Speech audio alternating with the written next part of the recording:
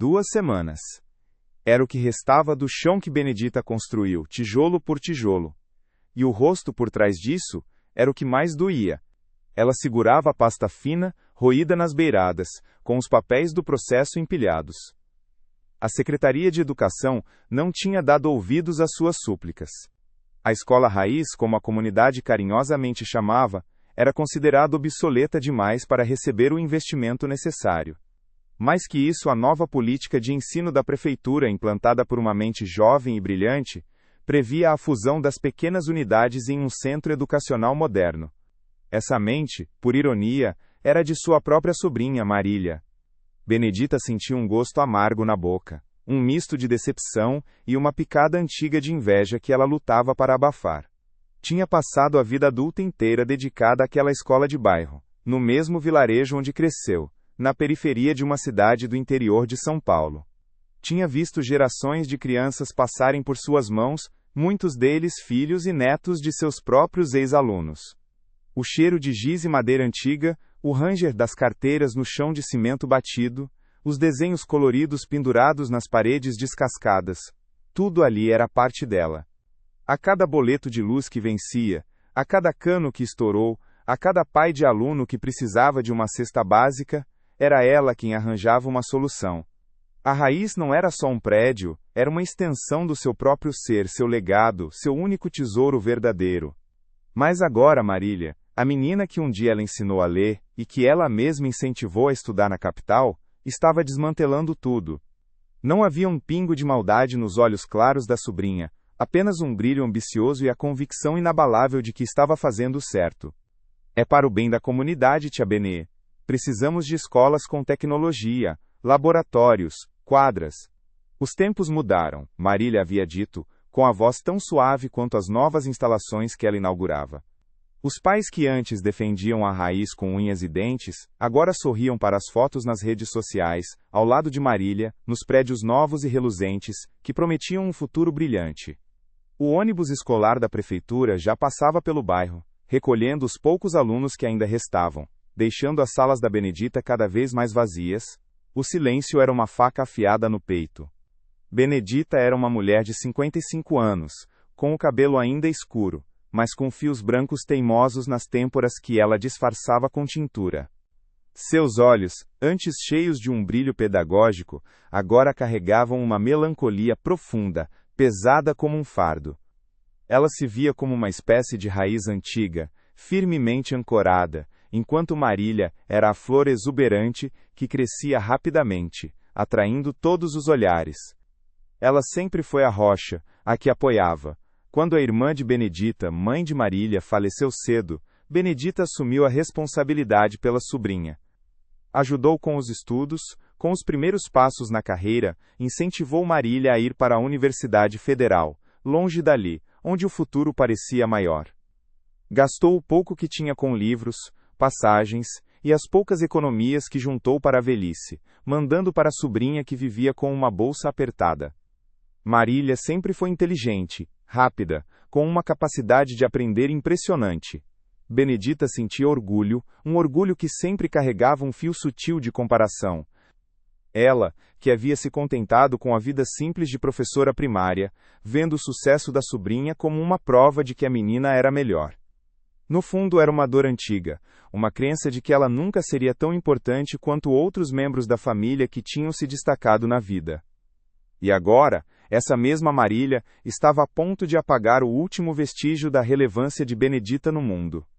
Certo dia, enquanto revisava as contas que mal fechavam, R$ 980 de aluguel atrasado do pequeno imóvel que abrigava a escola, mais uma conta de luz de R$ 340, Benedita foi abordada por Juvenília, uma jovem professora recém-formada, com seus 20 e poucos anos, que tinha sido contratada pela prefeitura para trabalhar na nova e moderna escola de Marília. Juvenília parou na frente da escola raiz, observando Benedita tentando, em vão, consertar uma torneira que pingava sem parar. Dona Benedita, disse Juvenília a voz suave, o senhor Norberto da padaria aqui na esquina me pediu para deixar esse pãozinho de queijo para a senhora. Ele disse que fez a mais hoje e lembrou da senhora. Norberto era um antigo aluno de Benedita.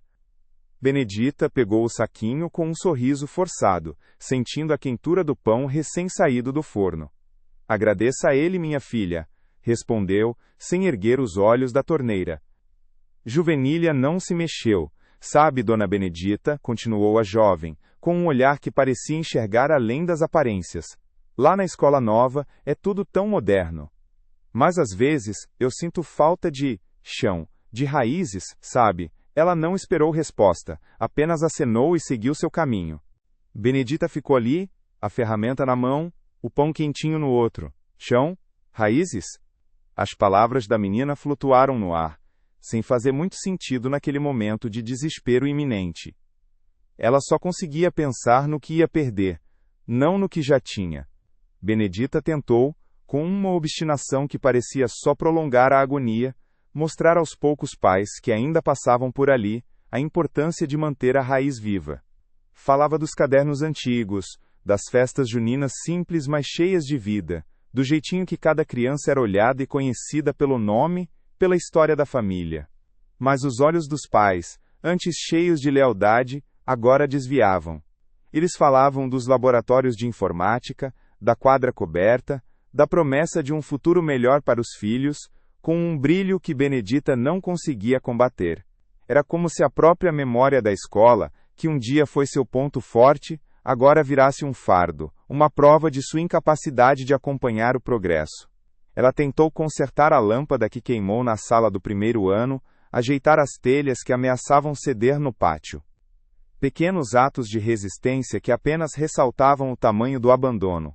As mãos calejadas, acostumadas a segurar o giz, agora manuseavam ferramentas enferrujadas, sem muita destreza. Um dia, encontrou um bilhete pregado na porta da cozinha. CPF ou CNPJ para regularização da área. Prazo, 7 dias. A prefeitura estava agindo rápido demais, com uma eficiência burocrática fria que ela nunca imaginou. Naquele fim de tarde, enquanto tentava desentupir o ralo do banheiro que exalava um cheiro forte de mofo, Benedita viu Juvenília passar novamente. A jovem professora, com sua bolsa tiracolo e um sorriso discreto, parou. Dona Benedita, está precisando de ajuda com isso? Perguntou, apontando para o ralo. Benedita balançou a cabeça, exausta. Não, minha filha. É só mais uma teimosia da vida, respondeu, a voz rouca. Juvenília observou a cena, as paredes descascadas da escola, o jardim selvagem que começava a tomar conta do pátio. Sabe, Dona Benedita, disse a jovem, quase para si mesma, lá na escola nova a gente tem tudo. Água filtrada, banheiros novinhos. Mas a gente sente falta de alguém para rir junto quando o ralo entope, para resolver as coisas do jeito que der. Parece que as máquinas funcionam, mas o coração não tem botão de ligar e desligar. Benedita apenas ouviu, o cansaço pesando sobre ela como uma laje de concreto. As palavras de Juvenília, embora gentis, não penetraram a muralha da sua dor e da sensação de fracasso. Ela via em Juvenília a ingenuidade dos jovens, a falta de entendimento sobre como o mundo realmente funcionava, como o progresso às vezes devora o que era bom. Aquele comentário sobre o coração sem botão, para Benedita, parecia apenas uma romantização vazia do que ela chamava de luta diária. De que adiantava coração se a escola ia fechar? A gente se apega tanto às coisas que, no fundo, nem sempre nos pertencem. E quando elas se vão, parece que levam um pedaço da gente junto. Marília ligou, semanas depois, a voz vibrante, cheia de planos para as novas turmas. Tia Benê, pensei em te chamar para uma homenagem na inauguração. Você é uma figura tão importante para a história da educação aqui. O que você acha de ser a anfitriã da nova biblioteca? Seu nome estaria lá, um reconhecimento para tudo que você fez. Benedita sentiu um nó na garganta. O nome dela numa placa, enquanto a raiz era derrubada. Era como receber um prêmio de consolação por ter perdido tudo. O orgulho, aquela picada antiga de inveja que ela achava ter abafado, ressurgiu. Não era a homenagem que ela queria. Ela queria a sua escola. Não precisa, Marília, respondeu, a voz trêmula. Não tenho cabeça para essas coisas. Cuida dos seus projetos, que eu cuido dos meus. Desligou, o coração apertado. Cuidar de quê, afinal? O último vestígio da sua vida parecia escorrer entre os dedos. A derrota era pesada, amarga, e o silêncio da casa, onde ela sempre guardou livros e materiais da escola, agora parecia um eco da sua própria irrelevância. A última semana da escola raiz amanheceu chuvosa. Uma chuva fina, teimosa, que prometia se estender pelo dia. Benedita chegou cedo, como sempre, para varrer as folhas que se acumulavam no pátio e nas salas vazias. O cheiro de terra molhada, misturado ao aroma inconfundível de madeira envelhecida e giz, empregava o ar. Era o cheiro da escola raiz, um perfume familiar que ela carregava na memória desde a infância. Ela limpava sem pressa cada canto, cada carteira, passando as mãos pela madeira riscada pelos anos e por tantas histórias. De repente, um chiado familiar cortou o ar. Um radinho de pilha que um dos antigos zeladores deixava na sala dos professores, esquecido. Em meio à estática, começou a tocar uma música antiga, um forró suave que Benedita não ouvia há anos. Era uma melodia que a lembrava de sua própria mãe, Cida, cantando baixinho enquanto costurava, muitos anos atrás. Naquele momento, enquanto o cheiro da escola se misturava à canção da sua infância, algo se acendeu. Uma lembrança vívida, como um filme antigo projetado na parede. Ela viu Cida, não na máquina de costura, mas sentada sob a grande mangueira no quintal da casa humilde onde cresceu. Cida, que mal tinha estudado, mas que ensinava os filhos e netos a ler as placas da rua, as bulas de remédio, as letras das músicas do rádio, usando gravetos no chão de terra batida. Filha, a escola tá na gente, não na parede. Cida havia dito uma vez, os olhos sábios fixos nela. A gente não ensina só a ler letra. Ensina a ler o mundo, a ter respeito, a ter fé. É isso que ninguém tira. Benedita parou a vassoura, o peito subindo e descendo, com uma força nova. A imagem da mãe, o cheiro da terra, o som daquela melodia, as palavras de Juvenília sobre chão e raízes. De repente, tudo fez sentido, como peças de um quebra-cabeça que se encaixavam. As raízes não estavam no prédio de cimento batido. As raízes eram ela. Era o conhecimento que ela plantou, o carinho que ela cultivou, em gerações de crianças. O que Marília estava fazendo era levar o corpo da escola para um lugar mais moderno, mas a alma, aquela que Juvenília sentia falta, era algo que Benedita carregava dentro de si. A gente passa a vida procurando o significado das coisas lá fora, quando a resposta, na maioria das vezes, mora bem aqui, dentro da gente. Ela se sentou em uma das carteiras vazias, o radinho chiando no fundo, e pela primeira vez em semanas, um sorriso verdadeiro iluminou seu rosto marcado. Não era o fim. Era só o começo de outro jeito de ser. A perda do prédio, a dor da traição de Marília, a sensação de insignificância, tudo isso era apenas a casca.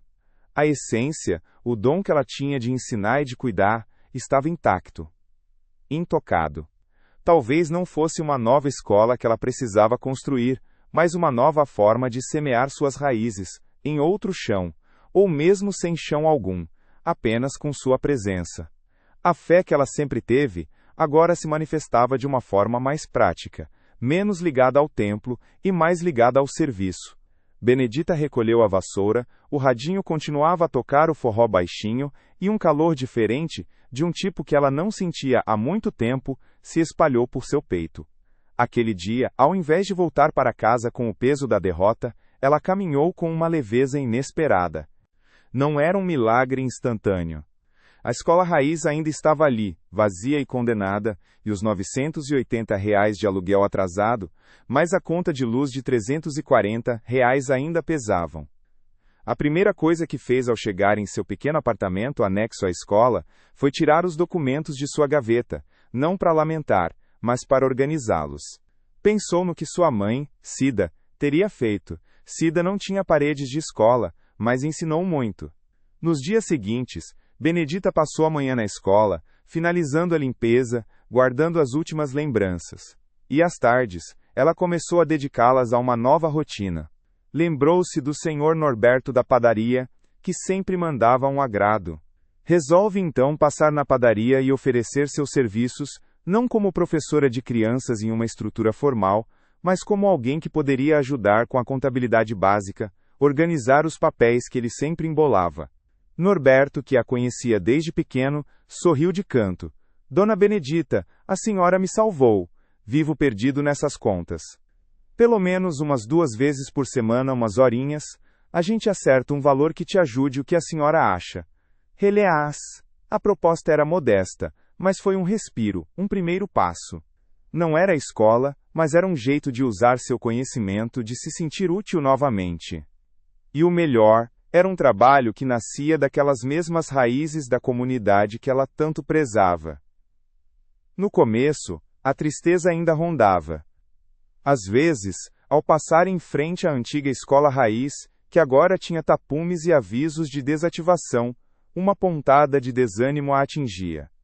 Via crianças correndo para os ônibus novos que as levavam para a escola de Marília, e uma sombra de inveja voltava. Seria ela capaz de se reerguer, de ser relevante de novo? Nessas horas, ela se lembrava das palavras de Cida sobre a escola que está na gente, não nas paredes. Respirava fundo e se agarrava à sua nova tarefa na padaria, organizando notas fiscais, conferindo o estoque, sentindo o cheiro de pão fresco e ouvindo as fofocas do bairro. Descobriu um prazer inesperado em simplificar a vida do senhor Norberto.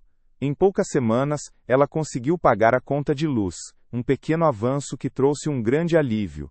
Um sábado, enquanto organizava os livros de receita da padaria, Norberto comentou: Dona Benedita, a Marília esteve aqui, perguntando da senhora. Disse que notou que a senhora está diferente, mais luminosa, e que o pessoal comentou que seus documentos para a regularização do imóvel foram aceitos. Deu tempo, viu? Não precisou daquele CNPJ que ela tanto insistia. Parece que o advogado da prefeitura viu uma brecha. A escola não vai ser demolida imediatamente, vai ser desativada, mas o terreno pode ter outro uso comunitário no futuro. Que bom, né? A notícia foi como um abraço. A escola não seria apagada da noite para o dia.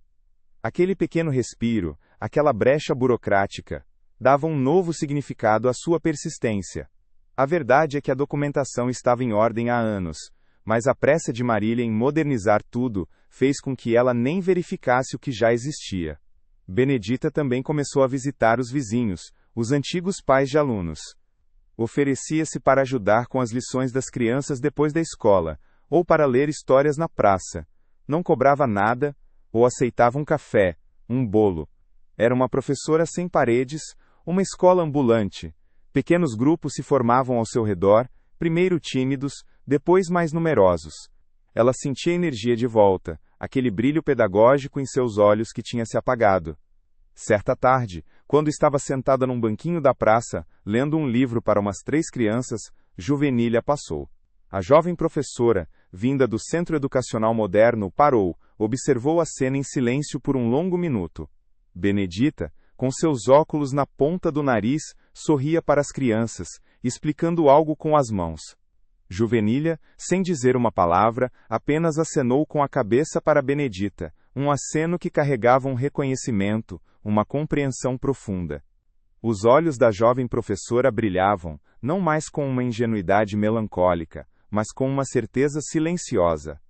Ela tinha visto o chão e as raízes de Benedita se manifestarem de uma nova forma, mais forte e inabalável que qualquer estrutura de cimento. Ela viu a escola no coração daquela mulher, viva e pulsante, independentemente de paredes. A fé de Benedita, antes centrada no prédio, agora se manifestava de forma palpável, no serviço direto à comunidade, uma manifestação de seu verdadeiro dom. Marília, por sua vez, ligou novamente. Tia Benê, o pessoal da prefeitura está impressionado com o que você está fazendo na praça. O que acha de um projeto piloto de educação comunitária? Sem paredes, do jeito que você gosta, usando os espaços da prefeitura. Acho que você teria muito a ensinar para a gente.